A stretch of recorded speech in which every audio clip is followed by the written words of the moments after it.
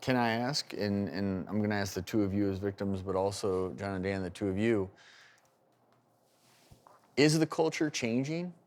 There are divided schools of thought on that. One is that Larry Nassar's gone, the Carolis have moved on. There has been a sea change within the sport. I don't buy it.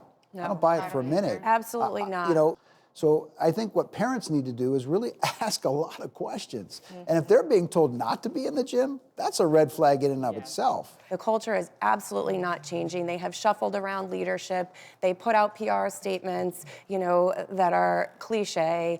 They are not taking any legal responsibility. And we have yet to hear, I am sorry for what happened to you.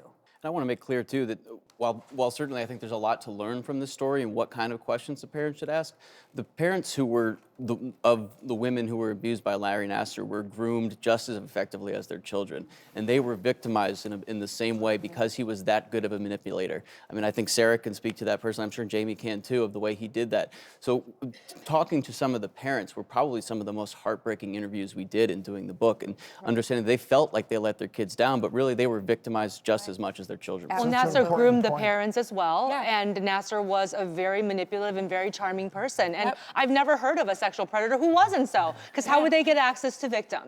And it's just amazing that he could fool everybody, even the people he worked with, colleagues, other doctors perhaps, to think that he was somebody of strong character. Before we go, based on your book, where do we go from here, and what are the key takeaways that you'd love for people to get from your book?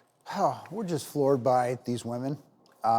You know, gymnastics is a sport where the difference between success and failure is razor thin. It's measured in hundredths of a percentile.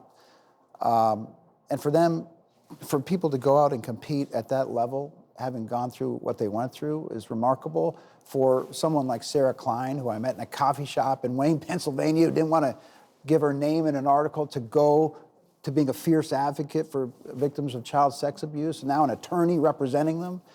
You know, these women are inspiring. And you know, one of my colleagues said, why do you want to write about such a dark subject? This isn't a dark subject.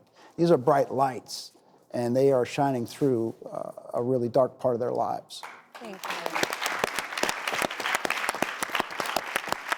And I would just applaud the two of you for your courage, and if there were any words that you would like to share that you would like people to take away from your story, what would it be?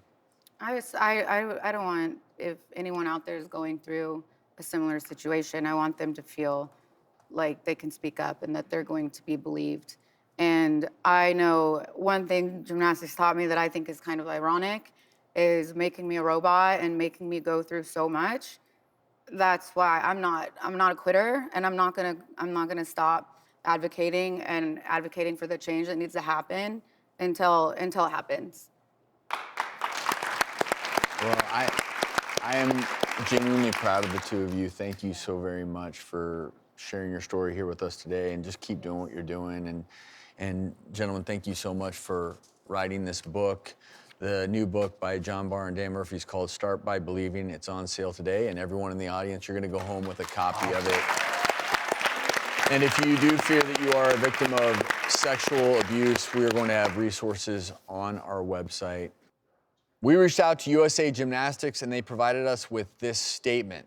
We will never forget the appalling acts of abuse that have forever impacted our athletes and the gymnastics community.